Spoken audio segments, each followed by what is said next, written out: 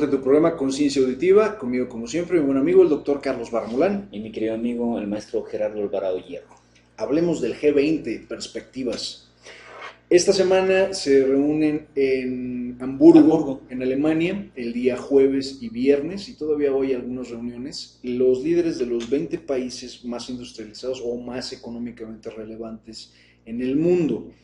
Sí, México estaba incluido increíblemente. México es uno de los países que es relevantes en este aspecto. Quizá una de las dos reuniones más importantes que nosotros veíamos desde el lado mexicano, desde el lado latino, tenía que ser, por supuesto, la reunión de Enrique Peña Nieto con Donald Trump y la reunión de Putin con Trump.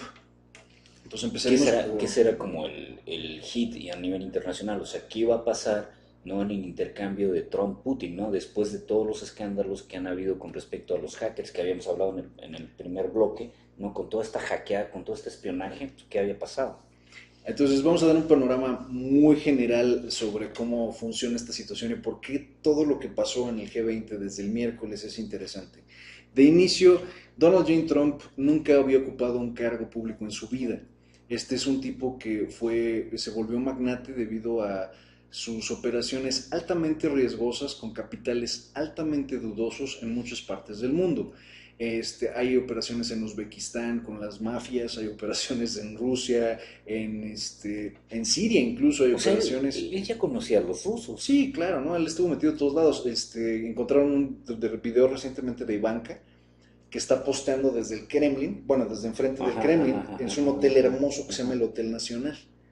Y yo vi el tapiz y dice, sí, es el Nacional, por supuesto. Y sale la mujer al balcón y dice, aquí estamos en el Kremlin, en el frío. Es un video de hace 3 años. Que fue toda la familia, curiosamente, a cerrar un negocio allá. Que si usted vio la Copa Confederaciones es impresionantemente bello, ¿no? Es hermoso. Moscú es muy bonito, es más gris, pero es muy bonito. Sí, pero es bello.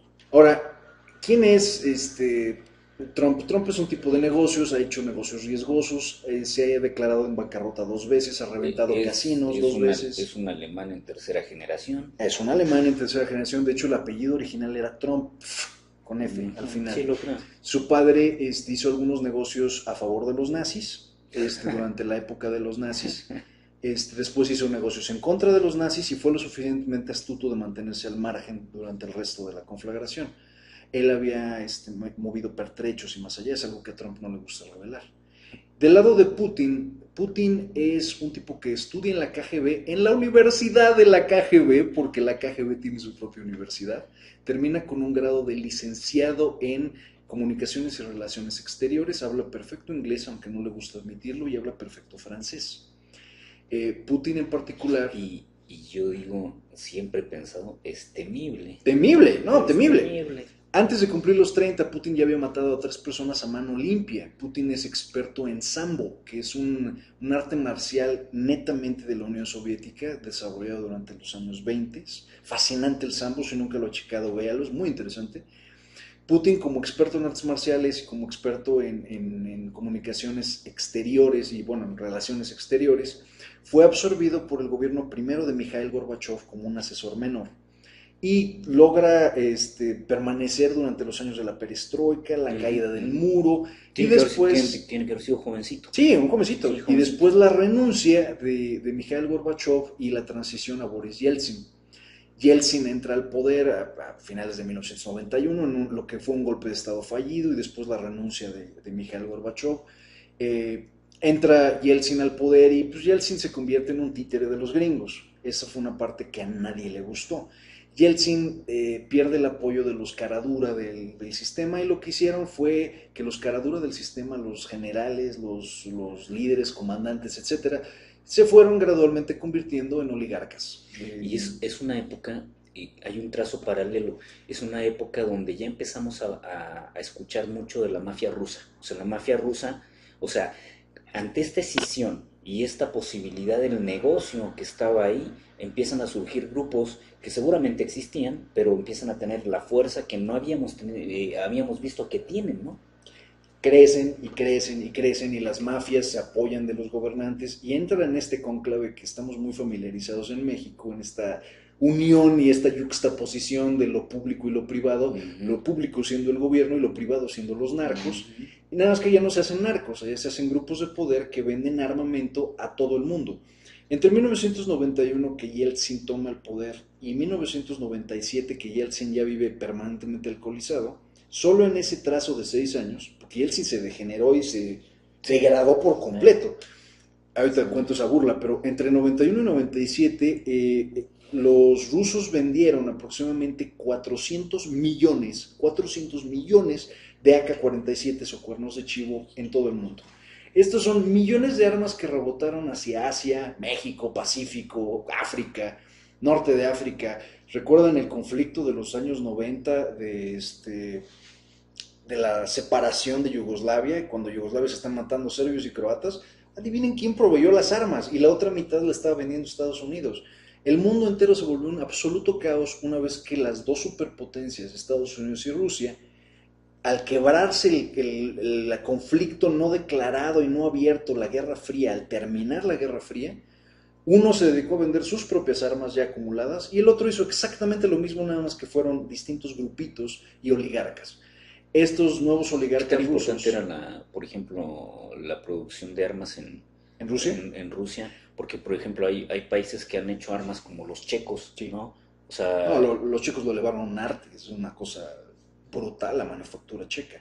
Para los rusos era una cuestión de que sí era importante, claro que siempre lo fue importante, pero para los rusos era la idea de tener en stock. O sea, el stock soviético era gigantesco, y el stock soviético era suficiente para armar 3 veces a su ejército. Y esa era la lógica. A partir de las pláticas iba a decir Yalta, pero no es Yalta, a partir de las pláticas de los acuerdos del SALT, de la desarmamentización de los arsenales nucleares y todos estos acuerdos generales que empezaron precisamente todavía con con Mikhail Gorbachev y con Reagan y antes de Reagan y después de Reagan, la desescalar el uso o el crecimiento de los arsenales nucleares. Rusia empieza a acumular armas pequeñas, que son para todas luces el verdadero arsenal de destrucción masiva. La verdadera arma de destrucción masiva son estos rifles cortos y hasta ahora. estas cosas pequeñas.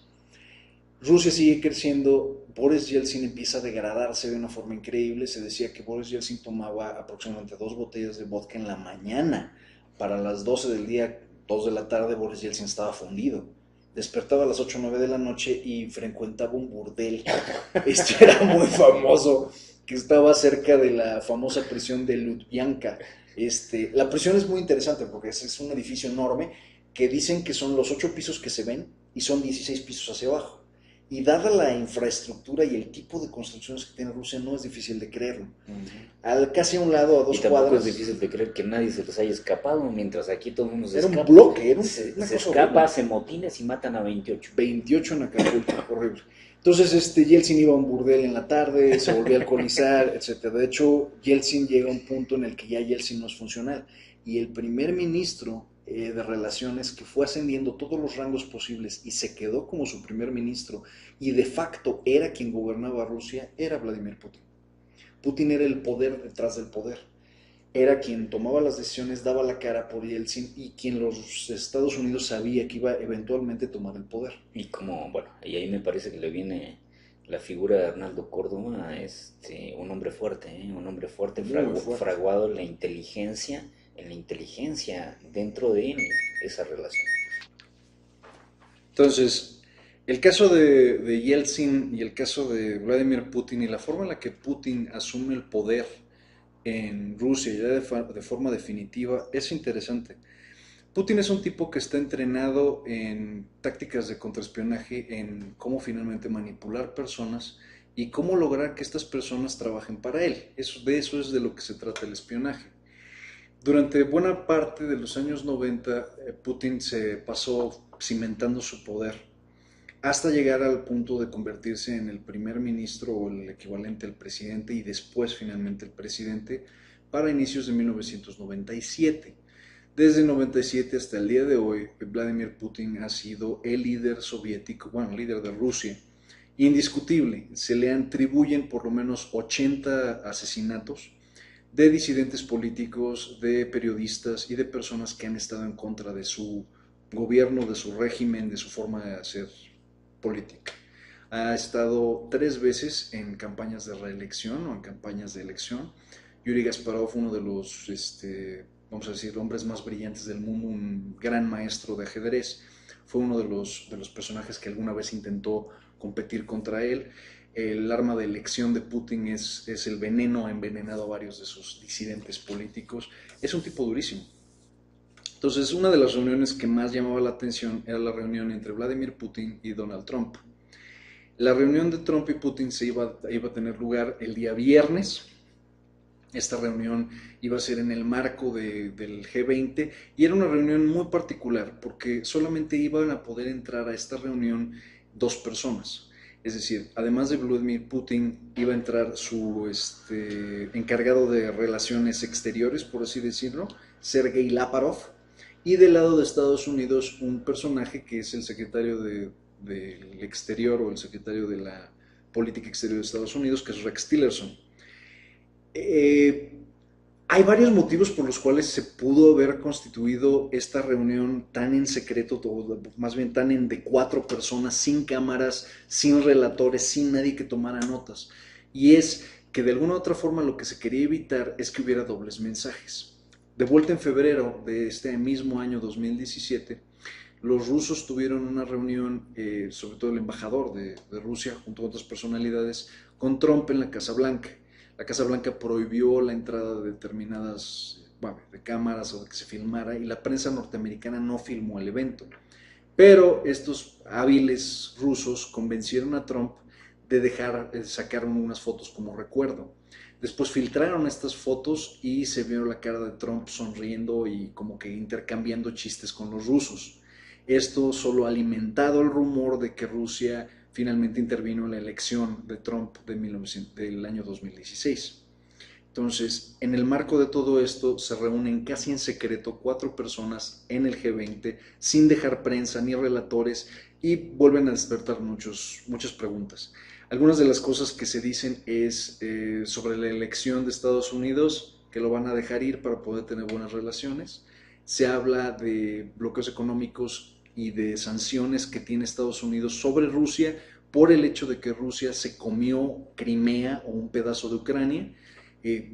Cabe mencionar que Rusia es el único país después de la Segunda Guerra Mundial que se ha podido anexar territorio y finalmente no hay nada al respecto, las sanciones irán cayendo.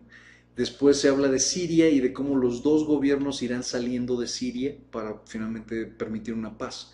Dicho de otro modo, Putin obtuvo todo lo que Putin se propuso y mucho más. Obtuvo la posibilidad de poner a Rusia como un jugador mundial, como una superpotencia, a la par de Estados Unidos, si no es que mayor, porque finalmente fue quien puso a Estados Unidos en su lugar. Trump, de su lado, que tenía históricamente el liderazgo de Estados Unidos para la diplomacia mundial, ahora entra a un plano un poco de lado porque la que se ha convertido de facto en una de las líderes mundial ha sido otra vez, o reafirmado, es Angela Merkel. Entonces, en el marco de esa reunión Putin-Trump, Putin sale ganando y Trump finalmente queda como un perfecto idiota, como generalmente ha quedado. Caso irónico, Trump tiene 152 puntos de IQ, no es un tipo tonto, solo es un tipo verdaderamente muy ignorante. Un tipo que no estudia y no entró preparado a una reunión que era de vital importancia. Una de las cosas que se tenía que haber discutido era Corea del Norte y la posibilidad que tiene ahora por Corea del Norte de atacar a Estados Unidos mismo usando su nuevo armamento, misiles intercontinentales balísticos. Curiosamente, fue un tema que ni siquiera se mencionó. Entonces, es interesante de este lado del G20. Por otro lado, Enrique Peña Nieto se reunía también con Donald Trump en el marco del G20 y se iba a discutir el Telecán, el Tratado de Libre Comercio de América del Norte. El Telecán tenía en un momento dado la intención de facilitar el comercio de personas y de productos entre los 2 países y, por supuesto, potenciar la idea de que hubiera más negocios entre ambos países. La desgracia del Telecán es que el Telecán choca con el esquema neoliberalista que empieza a empujar a Estados Unidos desde 1990, 91, la caída de la Unión Soviética. Este esquema neoliberalista significa que, vamos a decir que las élites, los grupos más acaudalados van a seguir acaudalados y los grupos más pobres van a acabar totalmente aplastados. ¿Cómo lo logran? Bueno, reduciendo los impuestos para los más ricos, permitiendo que los más ricos tengan más de las ganancias que tienen en las empresas y se puedan otorgar premios a sí mismos, y aumentando la productividad hacia los más bajos. Dicho de otra forma, si tú eres el empleado vas a trabajar más horas por el mismo dinero, y si tú eres el dueño de la empresa vas a trabajar menos horas por mucho más dinero. Al bajar los impuestos dramáticamente durante los años 90, Estados Unidos tuvo que compensar y empezó a, vamos a llamarle, endeudarse más estratégicamente o literalmente durante los siguientes casi 30 años. Lo otro fenómeno curioso que permitió el Telecano, el Tratado de Libre Comercio de América del Norte, fue que lo que hicieron los norteamericanos fue cerrar empresas en Estados Unidos y mudarlas a México. ¿Por qué lo harías? Bueno, el presidente mexicano, todavía Carlos Salinas, a la postre Ernesto Zedillo, lo promocionaron como que había inversión extranjera en México. La realidad de las cosas es, el extranjero que viene y pone una fábrica en México pretende pagar sueldos de México. Son sueldos subserviles. Son sueldos que cuestan, vamos a plantearlo de esta forma, un trabajador mexicano cuesta 30 minutos de un trabajador norteamericano por día. El mexicano cobra lo que cobraría el gringo en 30 minutos, el mexicano lo cobra en un día entero. Y lo puedo explotar 6 o hasta 7 días a la semana, aumentando dramáticamente la producción. El tema fue que las empresas norteamericanas entendieron esto y gradualmente fueron buscando lugares incluso más baratos. El desarrollo de Asia no es casualidad, el desarrollo de Latinoamérica no es casualidad. Ante la facilidad de transportar productos más rápidamente, lo que hicieron fue finalmente mudar sus producciones a cualquier otro lugar menos Estados Unidos, donde el trabajador era más caro. Lo que generó esto fue que gradualmente hubiera una población verdaderamente grande de desempleados en Estados Unidos, y estos desempleados finalmente han generado muchos de los problemas sociales, o se ha generado problemas sociales a partir de este desempleo, como lo son, bueno, la aparición o el advenimiento de grupos criminales, una alta tasa de criminalidad, vagancia, destrucción, etcétera, etcétera, etcétera, etcétera. El caso de Trump y Peña era interesante porque los tres temas en la agenda, además del Tratado de Libre Comercio de América del Norte, estaba el infame muro que pretende construir Donald Trump, que su Congreso le negó en la petición que hizo vamos a llamarle, de egresos, que se tiene que hacer a medio año en junio. Esto ya se negó. Durante la reunión que tiene Peña y Trump, a Trump le preguntan si México va a pagar por el muro, y Trump voltea y en un instante dice absolutamente, se voltea y sigue platicando con alguien, voltea y le da la mano a Peña. Simbológicamente, Peña prácticamente se bajó los pantalones y dijo, sí, nosotros vamos a pagar por tu muro, que es ampliamente doloroso y molesto. El otro tema era migración y seguridad. Recordemos que la única llamada telefónica que tuvo Donald Trump con Enrique Peña Nieto fue por aquello de finales de febrero, y durante la llamada Donald Trump dijo que había muchos malos hombres en México y que si necesitaba ayuda con los malos hombres, que Estados Unidos podía enviar al ejército a México a combatir a estos malos hombres. Fue una conversación que se terminó, que provocó cambios en el gabinete de Enrique Peña Nieto y que forzó aparentemente a Luis Videgaray a tomar un rol más activo en la diplomacia nacional, porque supuestamente conoce a Jared Kushner por haber estudiado con él en Harvard o en alguna escuela elitista. Y al momento de generar este choque, bueno, el tema era la migración y la seguridad entre Estados Unidos y México. A falta de su muro, se estaba hablando de mayores controles en el lado mexicano, mayores controles del lado norteamericano, y la agenda que ha empujado Trump desde que tomó el cargo de presidente de Estados Unidos, una agenda de profundo racismo. Del lado de Enrique Peña Nieto, bueno, tenemos un gobierno de un presidente que ha tenido una pérdida dramática de la legitimidad, de credibilidad también, y del lado de Trump, exactamente lo mismo, una pérdida dramática de credibilidad, una pérdida dramática de legitimidad en marco de escándalo tras escándalo tras escándalo tras escándalo. La pregunta entonces es, ¿cuáles son las perspectivas que nos deja este G20? La forma en la que fue dispuesto la reunión en general, la cumbre del G20, es que los periodistas estaban en un edificio completamente separado de donde estaban ocurriendo las reuniones, por así decirlo. Los líderes mundiales que se reunieron en una mayor opacidad de la que se habrían reunido hace 5 años, 6 años, 10 años, con mucho menor transparencia, con mucho menor acceso a la información. Más bien fueron reuniones extremadamente acotadas a miembros de una élite, mientras que todo el resto de las personas pudo nada más imaginarse de qué se trataron. Las perspectivas que nos deja el G20 es que seguimos sin aceptar la realidad de que el cambio climático es un problema, se está convirtiendo en un problema y puede ser un problema más grave.